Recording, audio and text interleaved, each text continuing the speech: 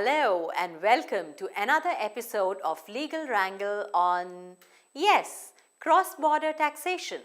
We have Legal Wrangle on direct tax and indirect tax. But following suggestions from our viewers, we now have a separate episode of Legal Wrangle on international taxation, which will of course include cases on transfer pricing and double taxation avoidance agreements or DTAs.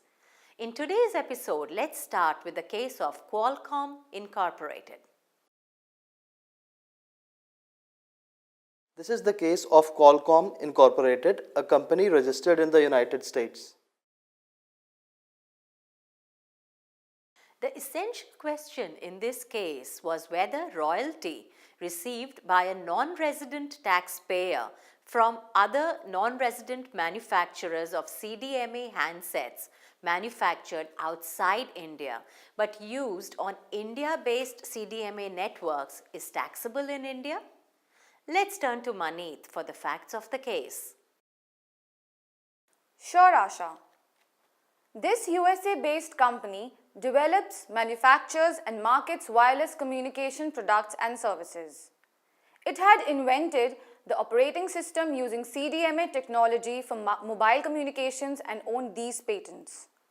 It had 4 principal business units. One of these units, Qualcomm Technologies Licensing, as the name suggests, had granted licenses to original equipment manufacturers or the OEMs outside India or manufacture of the CDMA handsets using Qualcomm patents. The licensees paid a non-refundable license fee in one or more installments and ongoing royalties based on sale of products and using the licensed property. These OEMs had thus paid royalty to Qualcomm Technologies Licensing as a percentage of the selling price of these products in India. The assessee's agreement with OEMs was entered outside India for handsets which were also manufactured outside India. The assessee was not privy to the contracts OEMs had with the Indian companies on a principal-to-principal basis.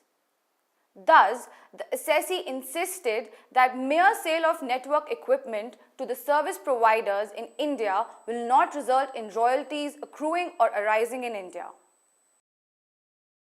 The assessing officer noted that the payment of royalty was based on the sale of licensed products in India and not merely on its manufacturing. As per the agreement, royalty became due to the assessee when the handset was invoiced, shipped, sold, leased or put to use, whichever was earlier. This meant that unless the OEM had raised a bill or shipped the goods to a party in India, no royalty was payable to Qualcomm. The AO held that Section 917C is a deeming provision and tax is payable on royalty paid by a non-resident to another in relating to income earned from a source in India. Also, under Section 916C, it is not mandatory to bring the payer to tax before initiating the proceeding against the person receiving royalty income. The tribunal agreed that as long as patents were used in the manufacturing process which had taken place outside India, such a royalty could not have tax implications in India. However, the dispute was in respect to royalties for use of handsets rather than the manufacturing of the handsets sold in India. Normally, royalty paid for the use of technology in manufacturing process taking place outside India cannot be taxed in India. However, if royalty is paid for the use of technology in the functioning of the product, it will be taxable in the jurisdiction where the handsets are used.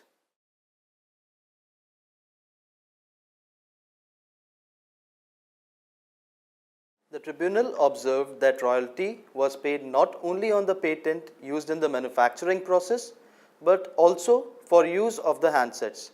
Royalty may be taxed under the DTAA when property was being used in one of the contracting states.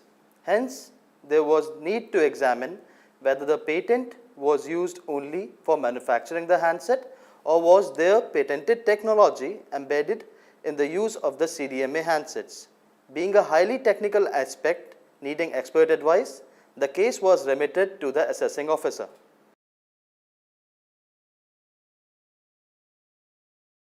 Well, the facts on record before the tribunal were limited, but we shall certainly keep you updated on further developments.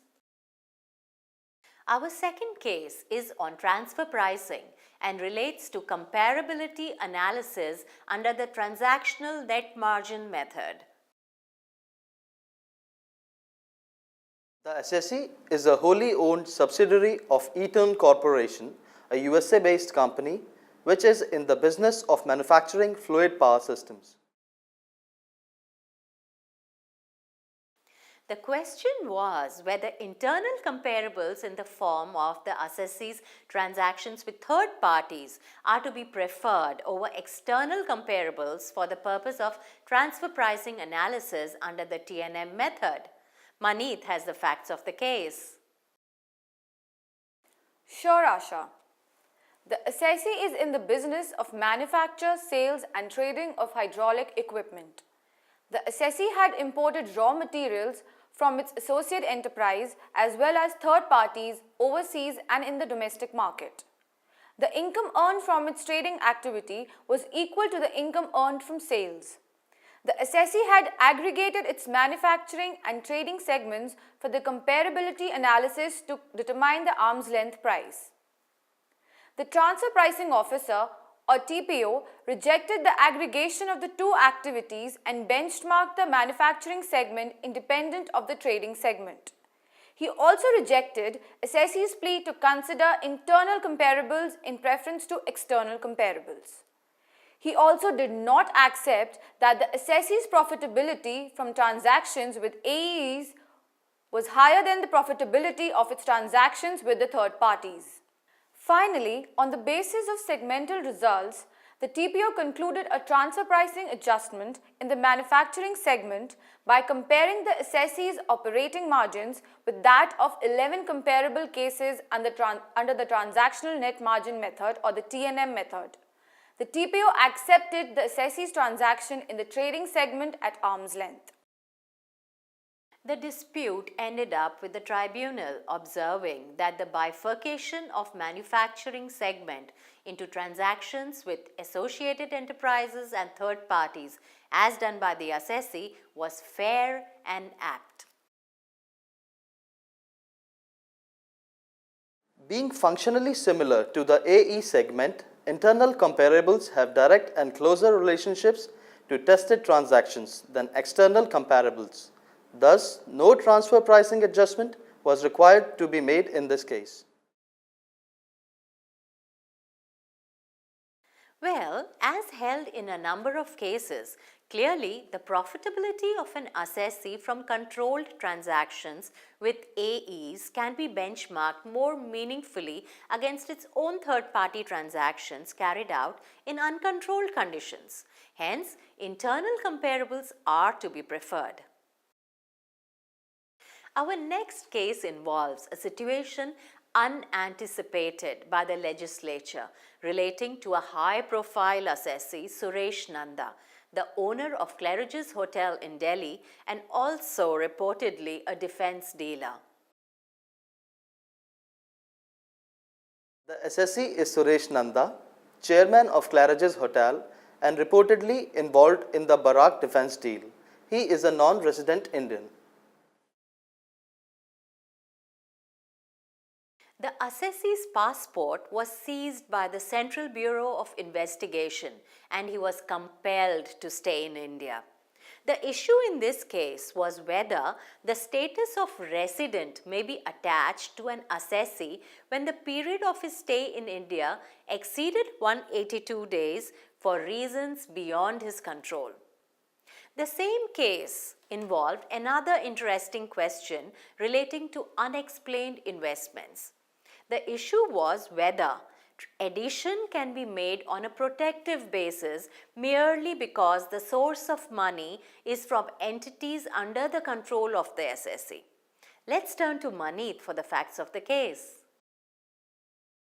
Here are the facts for you. The assessee's stay in India exceeded 182 days as the CBI had seized his passport. The assessing officer thus took the status of the assessee as resident as against the non-resident status claimed in the return and subjected the assessee to enhanced income tax on his global income.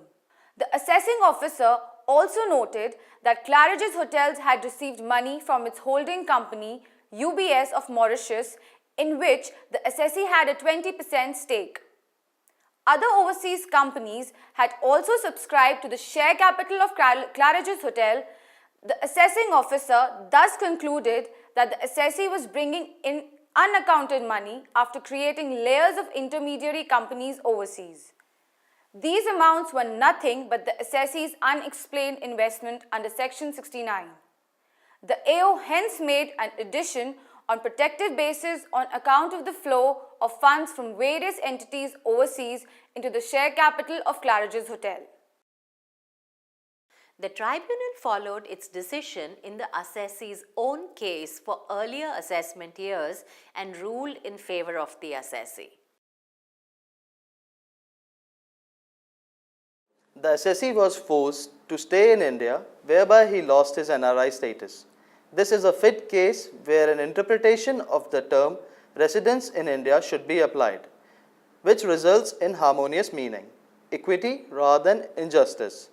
The tribunal held that assessee's stay in India shall be calculated after excluding the period of wrongful impounding of passport, which constitutes forced stay in India.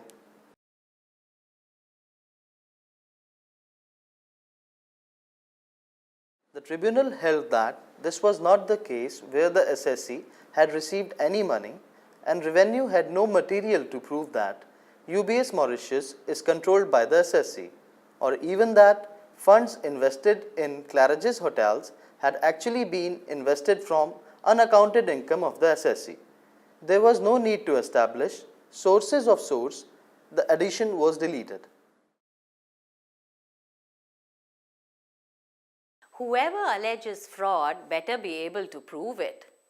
Let's move on to the next case, but after a short break.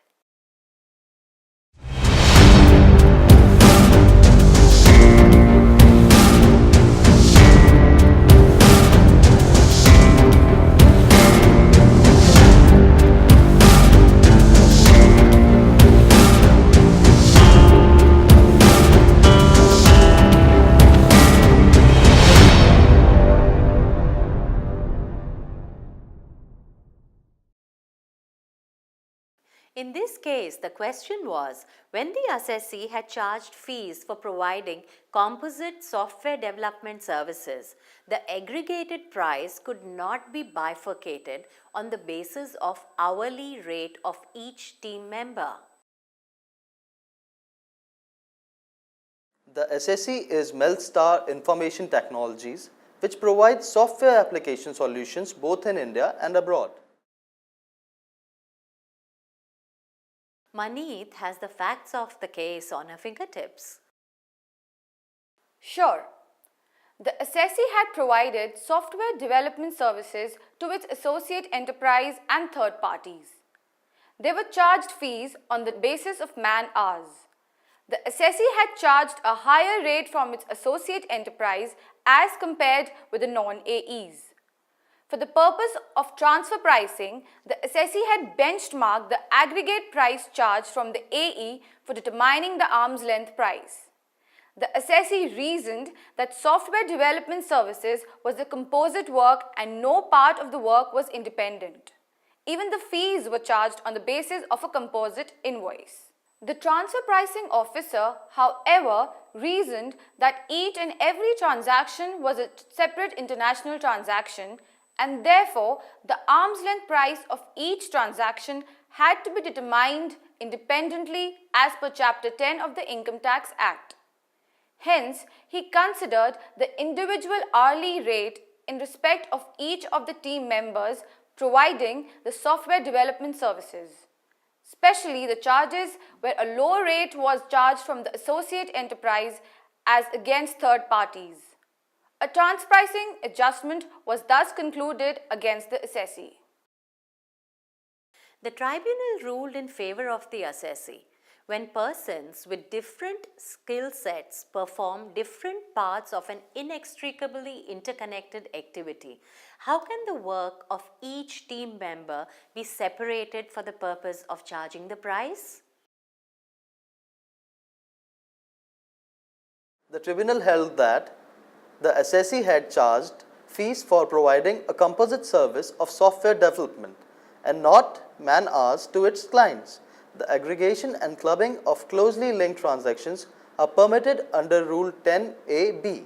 Hence, the aggregated price cannot be bifurcated on man-hour basis. True. How can the value of the work done by a team be split up into parts? Moving on to the last case in this episode. It deals with deduction of profits under Section 10A, read with Section 80IA. The assessee company Honeywell Automation India is a manufacturer of electric fans and home products, besides export of IT-enabled software services.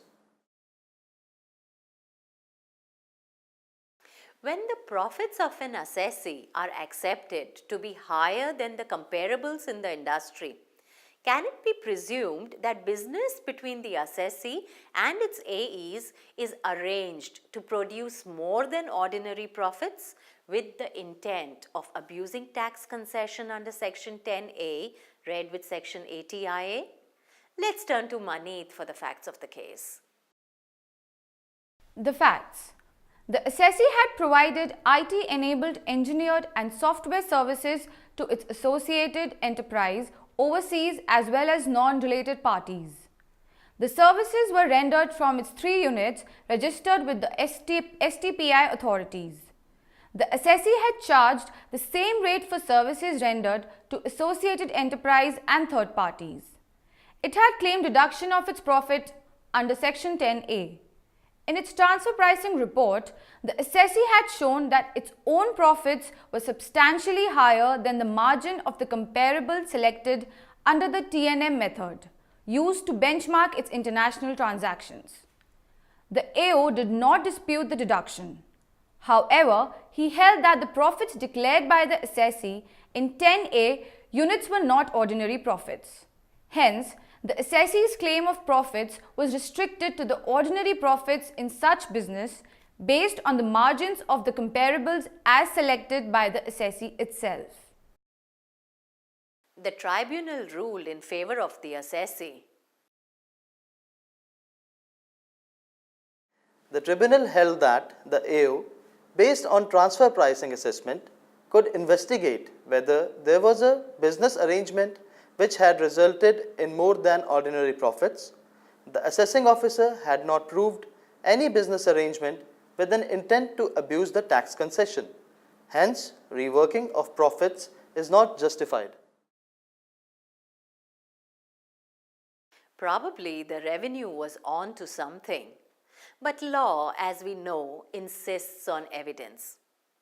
Please do send us your comments and criticism at editor@tiol.in.